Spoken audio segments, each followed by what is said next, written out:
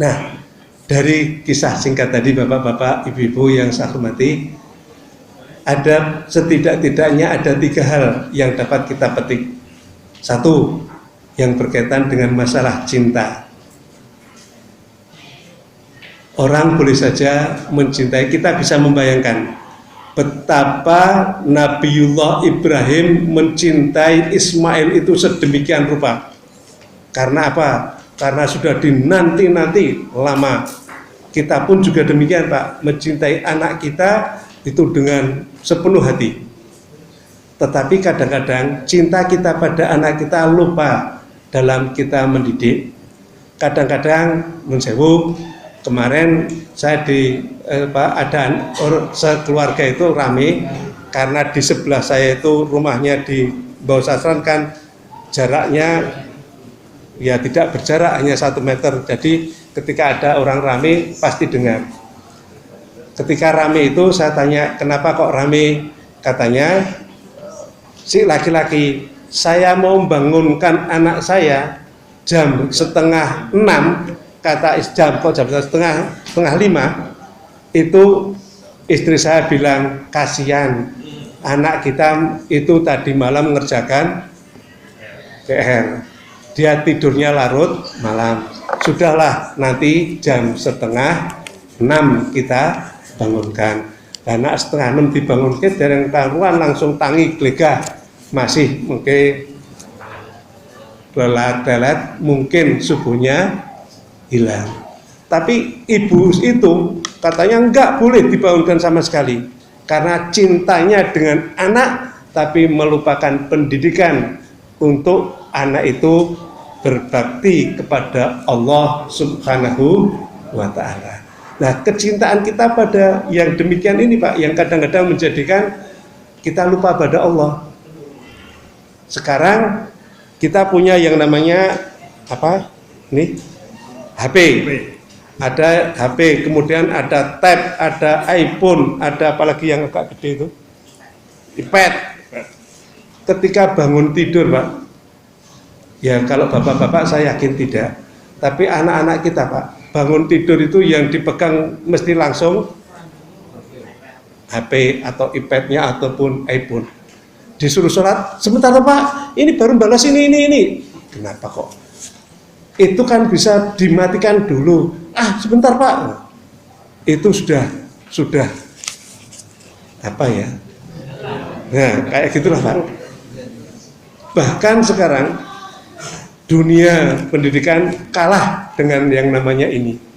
Apalagi kok orang tua Pak, orang tua nyuruh anaknya itu kalah dengan temannya Pak. Coba temannya yang miss call gitu, anak langsung pergi. Tapi orang tuanya miss call, dibuka pun tidak Pak. Orang tuanya entah ada yang mana pakai WA, pakai LAN, ada BBM, itu kadang-kadang tidak pernah dibuka. Tapi begitu temannya, itu langsung direspon. Saya jadi bingung, anak sekarang kenapa kayak gitu? Apakah yang salah kita Pak? Ini yang menjadi perlu perenungan kita Pak. Siapa yang salah? Karena kalau kita mengacu pada sebuah ayat yang pernah saya sampaikan, mata buduna mim ba'di, apa yang akan engkau sembah nak setelah kakus nanti mati. Insya Allah pendidikan yang kita berikan pada mereka adalah pendidikan tauhid. Tetapi kan sekarang ini kebanyakan Pak, orang pertanyaannya bukan pada tauhidnya Pak, tapi pertanyaannya, kalau kamu sekolah besok inginnya sekolah di mana? Kamu ingin jadi apa? Jarang Pak orang mengatakan, "Mbok sok kowe nak gede dadi kiai ya Le." Wah, enggak. Bahkan nyekolahke anake di mualimin pun itu hampir bisa dipastikan wah kayak mesti cah beling itu. Maka saya sering merubah mindset orang Pak. Ketika ada orang anaknya nakal, kemudian dia bilang gini, nak kowe dadi cah nakal sesuk tak lekuk kenang pondok tak lepok kenang madrasah. Saya kok nggak ada orang yang mengatakan, nak kowe sesuk pinter tak lepok kenang pondok nang madrasah. Kenapa nggak gitu, Pak? Tapi begitu anak itu nakal, kowe nakal tak lepok kenang pondok loh. Jadi konotasinya pondok itu mesti, nah ini yang salah. Mestinya dibalik, Pak, sekarang. Nak kowe pinter tak lepok kenang pondok nih. Wah gitu, dan dengan nada gimana gitu, mesti anaknya, wah aku tak pinter, besok aku senang pondok gitu. Tapi kan enggak sekarang, wah. Dan orang tua juga lucu lagi, ya besok anak orang ketompo nang SMA, nak ya besok kayak kenang mu'alimin. Tuh, mu'alimin kita enggon buangan, sakit lagi tuh. Kenapa kita tidak mempertanyakan mata butuna mimpi? Ini yang mestinya kita tanamkan, Pak. Kalau itu kita tanamkan, insya Allah kita akan mendidik anak kita itu masuk ke pondok, ke pesantren, ke madrasah, itu hampir bisa dipastikan. Tapi kalau pertanyaan, apa yang kamu kejar, nak? Apa yang bisa saya tinggalkan, nak? Nanti kalau saya mati, itu mesti nyekolahke yo sing itu tadi. Ya kita tidak bisa menyalahkan, Pak. Menyalahkan 100% tidak, karena kita boleh saja mencintai istri kita, mencintai anak kita, mencintai harta kita, boleh. Tetapi kecintaan itu mestinya tidak melebihi cinta kita kepada Allah Subhanahu wa Ta'ala. Itu mestinya. Nah, ini masalah yang berkaitan cinta. Monggo nanti bapak-bapak, ibu-ibu silahkan disampaikan pada cucu-cucu kita, pada anak-anak kita, bagaimana mendidik anak itu dengan pendidikan tauhid, sehingga nanti di akhirat pun kita bisa bersatu dengan anak-anak kita. Artinya anak kita tidak ke neraka gitu, Pak. Itu yang kita harapkan. Kemudian yang kedua, pengorbanan. Korban dari kata qariba, yang artinya mendekatkan diri. Mendekatkan diri kita kepada Allah Subhanahu wa Ta'ala dengan disimbolkan dengan menyembelih binatang ternak. Jadi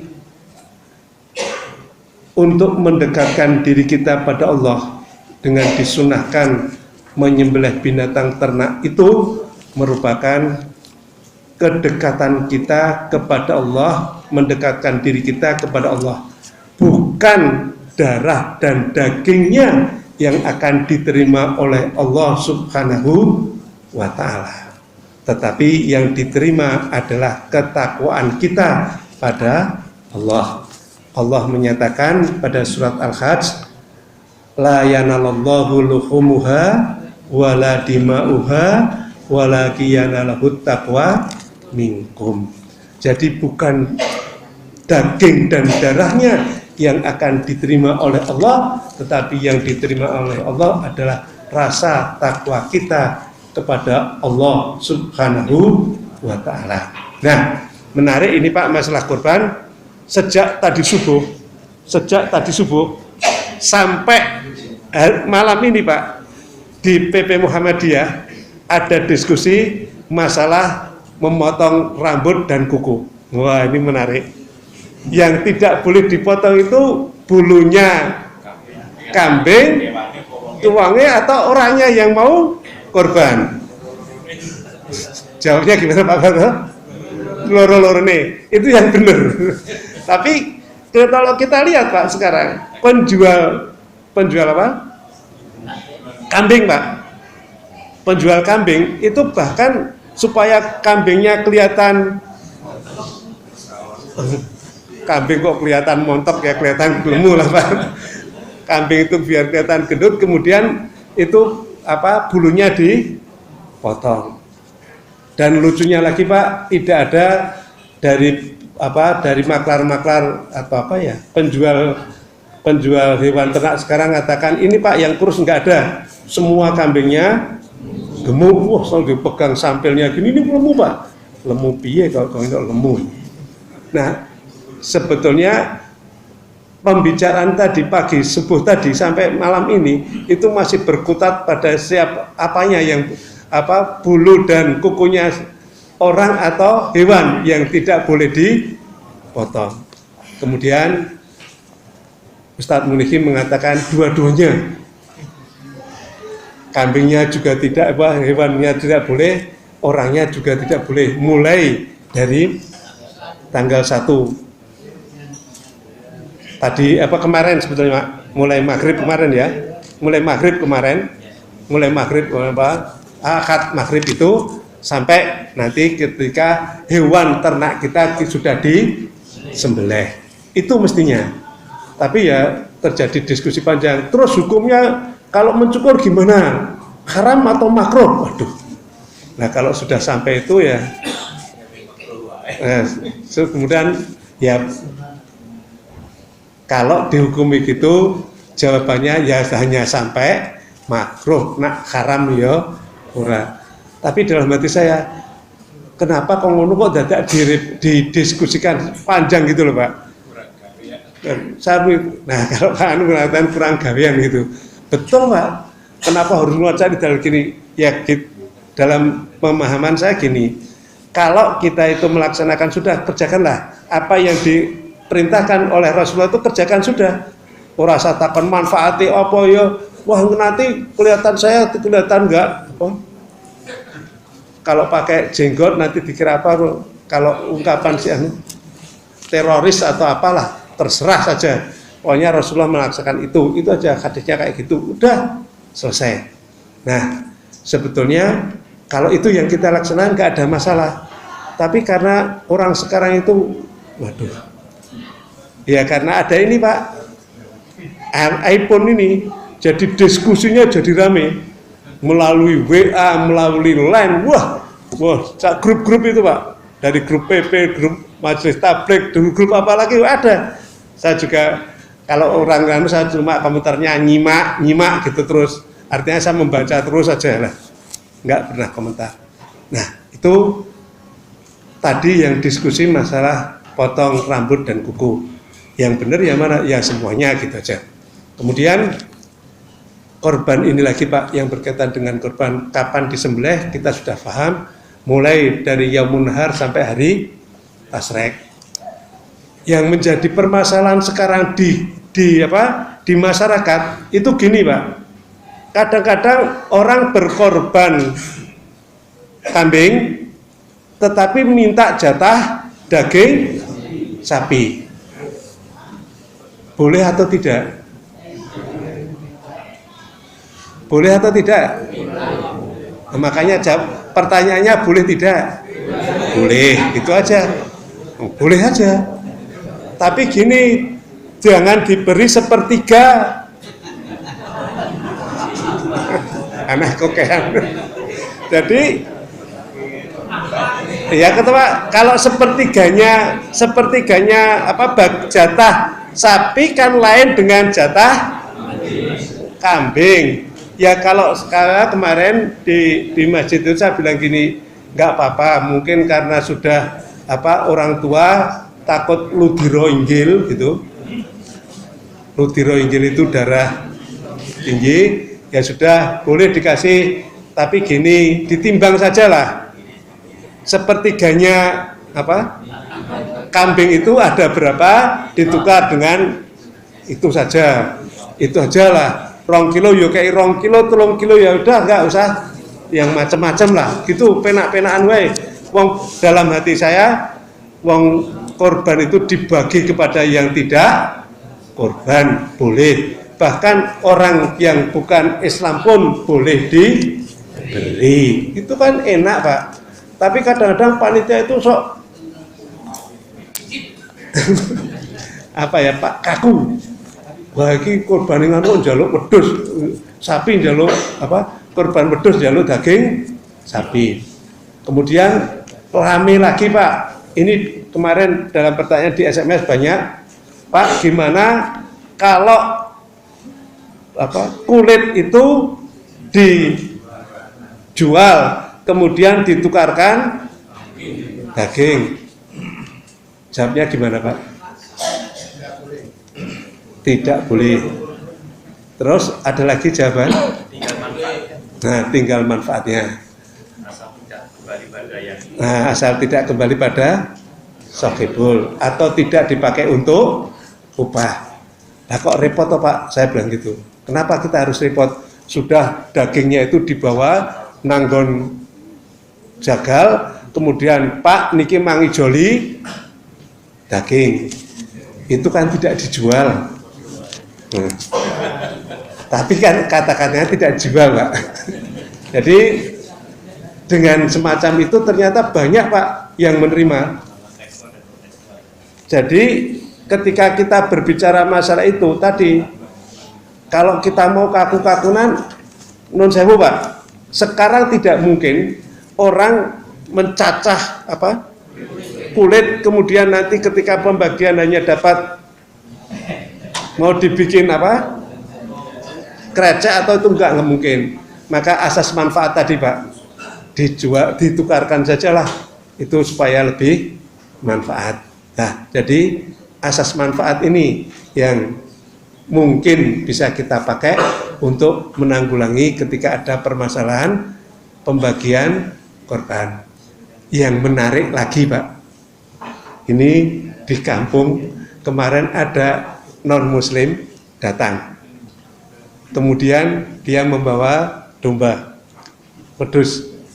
Dia mengatakan saya ikut bertoleransi mau korban.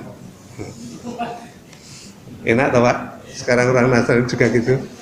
Kemudian panitia nelpon saya, Pak Najib, niki onten Pak ini Nasrani mau berkorban, diterima tidak?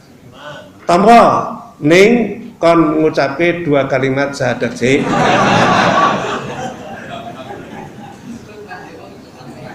Loh kok gitu? Nah, saya bilang, lah ayatnya mengatakan la yanalallahu luhumuha wala dima'uha walaki yanalhu taqwa minkum. Jadi yang diterima itu ketakwaan, supaya dekne takwa dikon maca 2 kalimat syahadat. Wah nggih mboten gelem, nak ra gelem ya wis kon nggawa bali, nak sesuk butuh daging kek ono. Enak tuh Pak. Nah, terus dia bilang, lo tak kepanggil Pak Najib. Nah, nanti katanya mau ketemu sama saya Pak, jam 9. Saya bilang, oke. Nak gelem maca kalimat 2 kalimat syahadat, nak malah jadi Islam. Saya bilang gitu. Ya perkara nanti nggak mau ya jadi masalah. Tapi saya ingin menjelaskan bahwa korban itu pada hakikatnya untuk mendekatkan diri kita kepada Allah.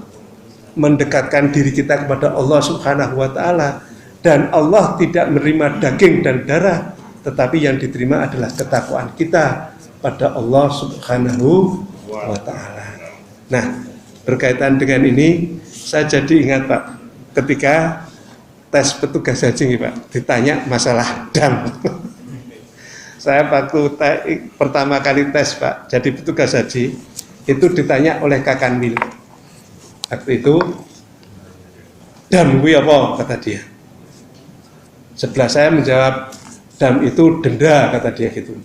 Denda ketika kita melaksanakan haji tamattu, kemudian kita bayar dam, denda. Terus saya ditanya, kok ya Pak? Saya mengatakan mengalirkan darah Pak. Alasanmu? Nah, saya sebutkan tadi Pak, la yanallahu luhumuha wala dima'uha. Jadi dam ketika kita menunaikan ibadah haji itu sebetulnya bukan denda, tetapi kita diwajibkan untuk mengalirkan darah. Itulah dam. Maka kita di waktu di sana kita menyembelih unta, itu namanya dam. Jadi dam itu bukan arti letternya denda, itu bukan. Ini jadi saya masih ingat waktu itu. Nah, ini Pak, yang berkaitan dengan masalah korban, sebetulnya korban itu adalah dalam rangka kita mendekatkan diri kita kepada Allah Subhanahu wa Ta'ala. Waktu penyembelihannya, monggo terserah. Kemudian yang terakhir, yang berkaitan dengan masalah pendidikan. Tadi sudah saya singgung, sebetulnya ketika kita mendidik anak-anak kita, hendaknya kita didik dengan masalah akidah, dengan masalah akhlak dan masalah berkaitan dengan ibadah.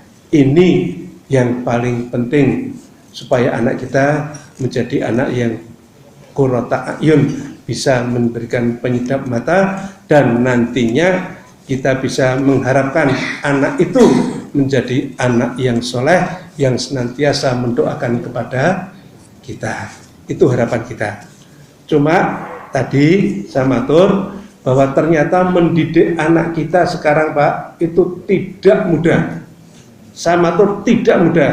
Saya bukan berkecimpung dalam bidang pendidikan, tapi saya mengamati dalam pendidikan. Anak-anak kita itu kalau yang jauh dari masjid, Pak, entah tempatnya, entah orangnya jauh dari masjid, itu biasanya untuk melaksanakan ibadah itu susah. Apalagi kalau di kampung tempat saya, Pak, kampung saya itu di Bau Sasran. Bau Sasran itu apa ya? Ya pokoknya kampung yang kalau orang Jawa bilang guleg-gulegan gitu. Mau limo ada semua, Pak, sana. Itu kampung Bau Sasran. Kalau anak Bau Sasran itu dekat dengan Masjid Al-Amnah, insya Allah begitu kumandang azan mereka mau datang ke masjid. Tetapi kalau dia jauh dari masjid itu biasanya tempat nongkrongnya di Cakruk. Nah kalau di Cakruk boleh jadi itu tidak mendengar azan, tetapi kupingnya tetap tertutup, yang dipakai hanya ini, Pak. Nah, tuh. Terus di sana juga ada Unprat, Pak. Unprat itu Universitas Perapatan. Wah ini berat, Pak, kalau sudah masuk Unprat. Jadi perempatan Lempuyangan itu dulu dipakai, wah ya kayak itu. Banyak lulusan-lulusan sana yang menjadi pemabuk, lulusan-lulusan sana penjudi, itu banyak. Karena memang kuliahnya, mata kuliah wajibnya harus loce-loce gitu. Loce-loce itu gini, Pak, minum-minum. Itu namanya loce. Jadi itulah pendidikan anak kita, hendaknya kita arahkan kepada pendidikan yang berdasar pada tauhid, ibadah, dan akhlak. Mungkin itu, Pak, yang dapat saya sampaikan. Ada kekeliruan dan kesalahan tutur kata saya, mohon untuk dimaafkan. Akhirul kata, billahi hidayah wa taufik. Assalamualaikum warahmatullahi wabarakatuh. Waalaikumsalam warahmatullahi wabarakatuh.